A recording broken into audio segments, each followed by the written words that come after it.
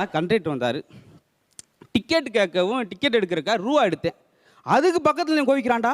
ஏன் அவன் ஏன் கோவிக்கிறேன்? அவன் பேர் தானே எடுத்தேன். அப்புறம் கோவிக்க அவன் என்ன செய்வான்?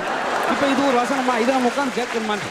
ஏன்னா பேச்சாளர்களே பல விதமாக பார்த்துருக்கோம். அது சொல்லுவாங்க பேச்சு, அதாவது பேச்சாளர் இருக்கிறது கஷ்டம், பேச்சாளர் இருக்கிறது கஷ்டம் அப்படிப்பாங்க. அவ்வளோ சிரமம். ஏன்னா தேவையான இடத்துல மணிக்கணக்காக பேசலாம், தேவையில்லாத இடத்துல மணிரத்னம் மாதிரி பேசினா போதும், ரெண்டு வார்த்தை அதுதான் டக்கு முடிக்கிறதுக்கு நல்லது. ஆனால் அப்படி நடக்காது. பேச்சாளர் டைம்னா கரெக்டாக பேசுவார். 5 மணிக்கு மீட்டிங்னா 4:45க்குலாம் போயிடுவார். கண் மாதிரி இருக்கும் பேச்சு. அன்றைக்கி வேகமாக போயிட்டு இருக்காரு, திடீர்னு கார் டயர் பஞ்சர் ஆயிடுச்சு. அவர் பேச்சை கேட்டு கிடையாது, அதான் ஆயிடுச்சு. இப்போ என்ன ஆகிடுமே, ஐயோ டயாச்சு, எப்படி வேகமாக போய் சேருமே, நம்மளுடைய கொள்கையில் மாறிடுமே சொல்லி ஒரே தடபுடலாக இருக்கா. எப்படி போகிறது? இது ஒரே ஒரு பாதாங்க, காட்டு வழியாக போனாத்தான் சரி நான் ஓடுறேன் அப்படின்னு சொல்லி வேட்டியை வரிஞ்சு கட்டி அவர் வாட்டுக்கு ஓடினார். அது பெரிய சிங்கம் புலி உள்ள காடு. சிங்கம் வழி மறிச்சிச்சு.